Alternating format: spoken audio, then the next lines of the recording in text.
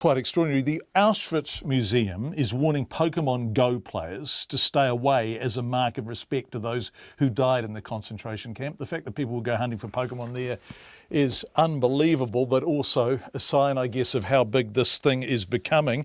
Back here, people already hooked on the Pokemon Go app are doing radical things to catch them all, and one of them is Tom Curry, a 24-year-old Aucklander who recently quit his job, booked 20 buses up and down the country, and is trying to catch basically every Pokemon going. Our journey begins on the west coast near Westport, where Tom's dad lives. I asked him via Skype video where the most remote place he'd caught a Pokemon was. The remotest, probably where I started, in Charleston, walking along the beach and wondering how the game worked because I didn't have any Pokestops or gyms around, and caught a couple of Pokemon there. So, and in Charleston, there's Pokemon in Charleston. There's Pokemon everywhere, Campbell. It's bizarre. And so what's the end game? The end game, according to the notes I've got from Natasha, is Mewtwo. Is that a dude? Is that a Pokemon dude? Yes, Mewtwo and Mew, 150 and 151, the last two Pokemon for the first generation. And I think that's all that Pokemon's released so far. So, and are there fewer of them? The two big ones. Are they like the king in chess? Is there fewer of them? Absolutely. Pokemon released a promo video for Mewtwo, and it showed thousands of people in New York Times Square, all on their phones in a big battle together, fighting for this Mewtwo. So I think that they're going to do something similar to that, where they'll get everybody in the same area has a chance to catch this super rare Pokemon. So hopefully I'm in the right spot at the right time when that happens. Tom, I'm going to do an unusual thing while we talk to you. Kelvin, come back to me on camera. I'm going to keep talking to Tom.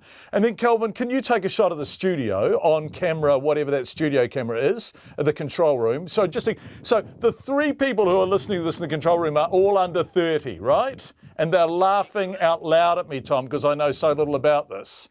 And they're being contemptuous and derisory through the glass. And so can we go back to Tom? Tom, I'm 52 years old and I haven't a bloody clue what you're doing or why you're doing it. But what I can tell is you're not doing anyone any harm and you're having a lot of fun, right? Exactly. I've spent the last 2 days in Christchurch hanging out with friends I haven't seen in years. I never would have come here otherwise. Been great catching up. We've been going on carpooling Pokemon hunts to all the best spots. It's absolutely wonderful. Like I said, I'm in the city right now having a look around. I haven't been to Christchurch in 2 years, so it's amazing to see the progress and the lack of progress here and there. Yeah. And the phone you're talking to us on is your Pokemon phone, is it? Yes, this is my specially bought. I got a Samsung Galaxy S5.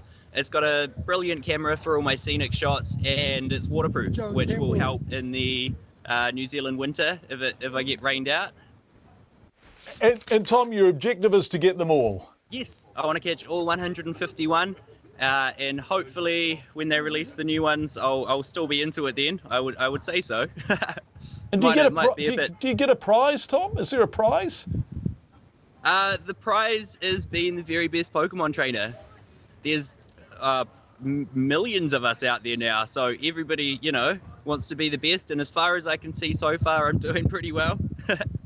Good luck, Tom. Thank you. Tom Curry, when we were kids, it was just called a road trip, wasn't it? Now it's a Pokemon hunt. Katrina Batten is sitting here crossing her eyes. But in fact, he's just on a roadie, the lad, looking for Pokemon, as you do.